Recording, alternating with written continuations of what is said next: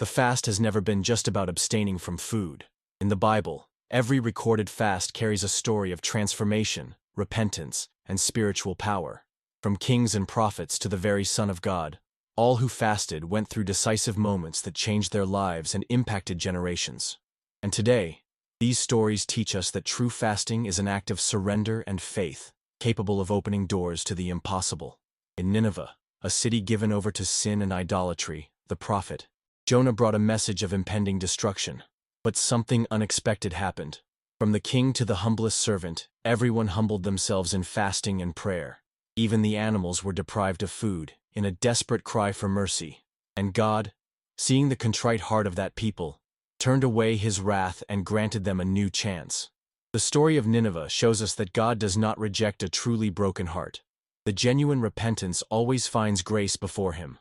Centuries later, Daniel, a man of faith exiled in Babylon, realized that the captivity prophesied by Jeremiah was coming to an end. With a heart anguished by the future of his people, he turned to God with fasting and prayer. Clad in sackcloth and covered in ashes, Daniel cried out, not only for deliverance, but for the forgiveness of an entire nation. His relentless pursuit of the divine presence opened the doors to extraordinary revelations, showing that fasting draws us closer to God's purposes and empowers us to see beyond our circumstances.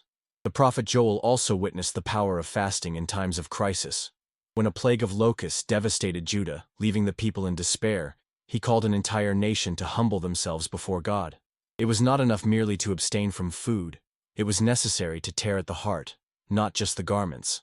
God responded with a promise of restoration and abundance, teaching that true fasting is not just an external ritual, but a path to inner transformation and spiritual renewal. Moses experienced one of the most supernatural fasts ever recorded. For 40 days and 40 nights, he remained on Mount Sinai, neither eating nor drinking, sustained solely by the presence of God. It was during that intense communion that he received the tablets of the law, a moment that would define Israel's relationship with the Creator. His fast teaches us that there are levels of intimacy with God that can only be reached when we disconnect from the world and surrender completely to Him. But what happens when we fast for a miracle that does not come to pass? King David felt that weight intensely. After his sin with Bathsheba, his newborn child fell gravely ill. David, overcome with despair, fasted and cried out for mercy. Yet the child did not survive. Still, instead of lashing out, David rose, washed himself, and worshipped God. His fast reminds us that this practice is not a currency to trade with the Almighty, but a way to align our hearts with His sovereign will, even when we do not understand His plans. For Ezra, fasting was a demonstration of trust. Faced with the challenge of leading the Israelites back to Jerusalem along a dangerous road, he could have asked the Persian king for military protection, but he chose a different path. He proclaimed a collective fast, trusting entirely in God's provision, and he was faithful. This story teaches us that often, fasting not only strengthens our faith, but also makes us more sensitive to divine guidance. Nehemiah also found strength in fasting before a great mission. Upon hearing about the destruction of Jerusalem's walls, he wept, fasted, and prayed, seeking wisdom to rebuild the city. His fast not only prepared him spiritually, but also opened doors before the king, enabling him to lead one of the greatest restoration projects in the history of Israel. Nehemiah's fast shows that this practice equips us for challenges that seem impossible to overcome. Queen Esther knew that the fate of her people depended on one decision. Facing the threat of the extermination of the Jews, she risked her own life by appearing before the king uninvited. But before that, she proclaimed a 3-day fast to seek divine intervention. Her act of faith changed history, proving that fasting prepares us for decisive moments and can precede great deliverances. But what happens when fasting becomes just an empty ritual? In the time of the prophet Isaiah, many fasted out of tradition, but without true change of heart. God confronted them, making it clear that true fasting is not merely about food abstinence, but about justice, mercy, and compassion. Isaiah teaches us that a fast without inner transformation is useless. Jesus reinforced this very truth. In his Sermon on the Mount, he warned against those who fast to impress others, teaching that fasting should be an intimate expression of faith between the believer and God. He reminds us that fasting should not be a performance for human eyes, but a sincere act of devotion. Jesus himself lived this truth. Before beginning his ministry, He spent 40 days in the desert, fasting and facing the temptations of Satan. His fast not only strengthened his spirit, but demonstrated that victory over the flesh and the enemy is only possible when we are completely surrendered to God. And there are moments when fasting becomes the only answer to spiritual battles. When the disciples failed to cast out an unclean spirit from a young man, Jesus revealed a secret to them. This kind can come out only by prayer and fasting. That episode teaches us that there are levels of spiritual authority that can only be reached through deep consecration. Each of these stories reveals that fasting is not a mere renunciation, but an invitation to a deeper encounter with God. It can bring repentance, protection, guidance, strength, revelation, and deliverance. More than an external act, it is a process of inner transformation. And you? What is the purpose of your fast? Whether you are seeking a miracle, an answer, or a new beginning, remember, God honors those who surrender to Him with all their heart. Looking at all these stories, we realize that fasting has never been an isolated act. It has always been intertwined with moments of major decisions, crises, and transformations. Whether in times of despair, like the cry of Nineveh and David's mourning, or in moments of preparation, like Moses' calling and Nehemiah's mission, fasting was the bridge that connected the hearts of the faithful to the supernatural. Every time someone turned to God with sincerity, He responded. Sometimes with deliverance, other times with the strength to endure pain. And that same principle applies today. How many times do we face challenges that seem impossible to overcome? How many times do we seek answers and feel that God is silent? Fasting is not a shortcut to force God to act, but a way to align ourselves with what He is already doing. It does not change God's will, it changes our heart. It makes us more sensitive, stronger, more ready to face whatever comes our way. Jesus did not need to fast to be the Son of God, but He chose to do so to demonstrate that even He, in His humanity, depended completely on the Father. If He, who had no sin, saw the need to seek spiritual strength through fasting, how much more us, who face daily weaknesses and challenges. Jesus' fast in the desert teaches us that there are battles that can only be won when we are spiritually prepared. He not only resisted Satan's temptations, but emerged from that period strengthened, ready to fulfill His purpose. And perhaps that is what we lack in difficult moments: to pause, disconnect from the world, and seek a deeper connection with God. Fasting is not merely about giving up food, but about making room for what truly matters. It is a time of silence to hear God's voice, an act of humility to acknowledge that without Him, we cannot move forward. If we look at history, we will see that the greatest spiritual breakthroughs happened when men and women surrendered completely, seeking not only blessings, but transformation. Fasting, when done sincerely, is an act of total surrender, a conscious renunciation of what is temporary in search of what is eternal. It takes us to a place of vulnerability, where we are confronted with our limitations and, at the same time, empowered by a strength that does not come from ourselves.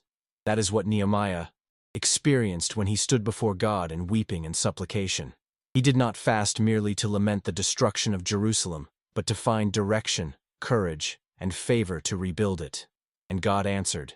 His heart was strengthened, doors were opened, and he became the leader of one of the greatest restoration projects in the history of Israel. This is the power of fasting. It not only prepares us spiritually, but also equips us for missions that once seemed impossible. Often, we seek external changes without first allowing God to work within us. In the days of the prophet Isaiah, the people believed that fasting was enough to be heard by God, yet they continued to commit injustices, oppress the weak, and live without compassion. Then God confronted them. Is this the fast that I have chosen? Isaiah 58:5. He made it clear that true fasting is not merely food abstinence, but a transformed heart, a commitment to justice and mercy. There is no point in fasting if we continue to turn a blind eye to the suffering of others, if we remain hardened and indifferent. The fast that pleases God is the one that reflects genuine change, where our search for Him makes us more human, more sensitive, more aligned with His character. And it was exactly that inner transformation that Jesus taught in His Sermon on the Mount. He warned that fasting should not be a public display, a means to show spirituality to others. The Pharisees fasted to be seen, they put on airs of suffering and sought human recognition, but God saw beyond appearances. When you fast, Do not look somber as the hypocrites do. Matthew 6:16. Jesus reminds us that true fasting happens in the secrecy of the heart, where there is no audience, only an intimate encounter between the human being and the Creator. This practice, when done sincerely, strengthens the soul, renews the mind, and aligns us with the divine purpose. However, there are moments when fasting is not just a personal quest for spiritual growth, but a weapon in intense spiritual battles. When the disciples tried to cast out an unclean spirit and failed, Jesus revealed a powerful principle to them. This kind can come out only by prayer and fasting. Mark 9:29.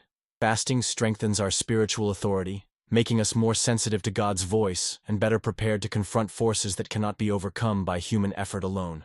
There are challenges that require more than mere words of faith. They require a heart completely surrendered, a total dependence on God's power.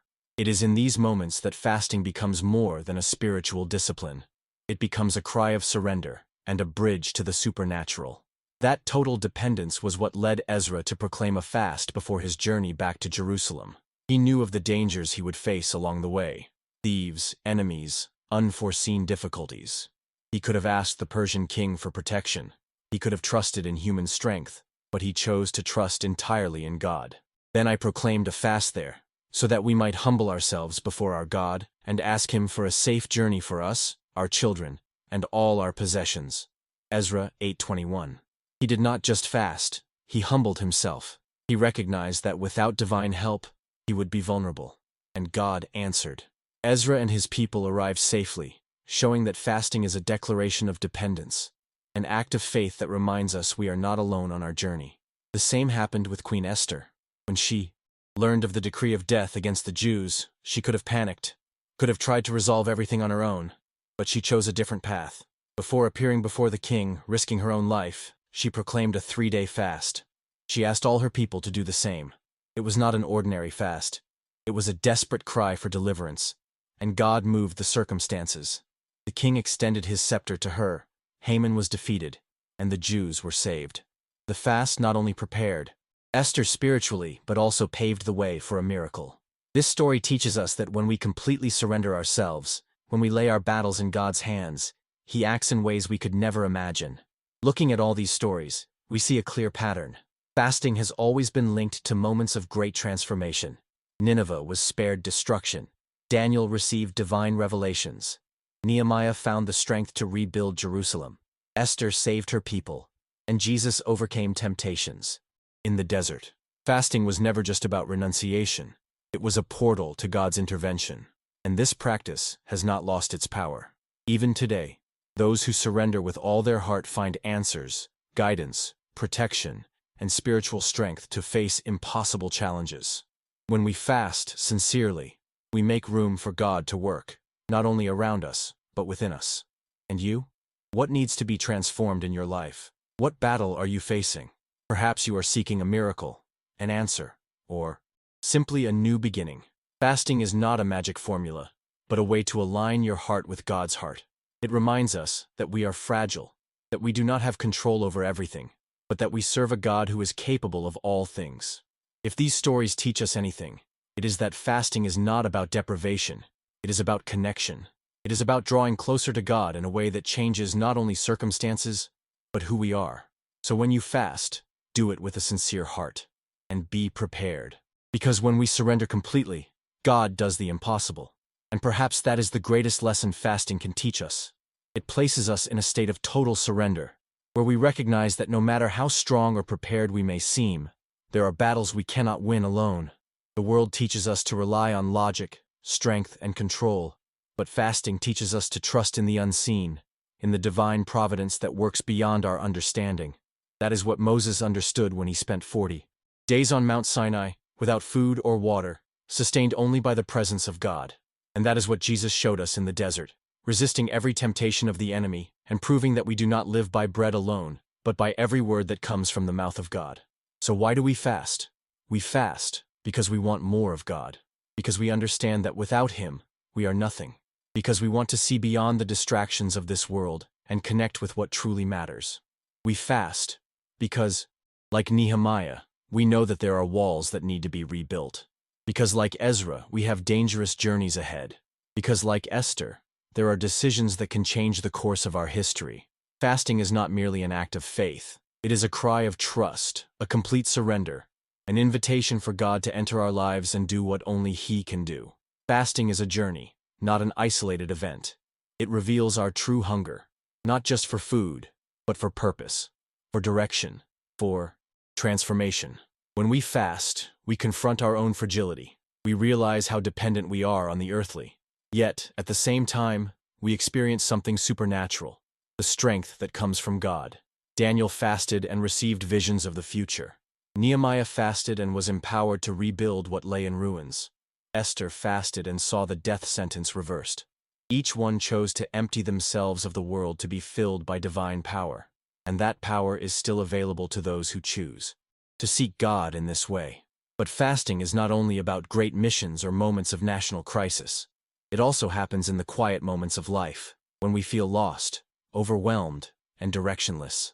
Perhaps you are facing an internal battle, something no one sees, yet it weighs on your heart every day.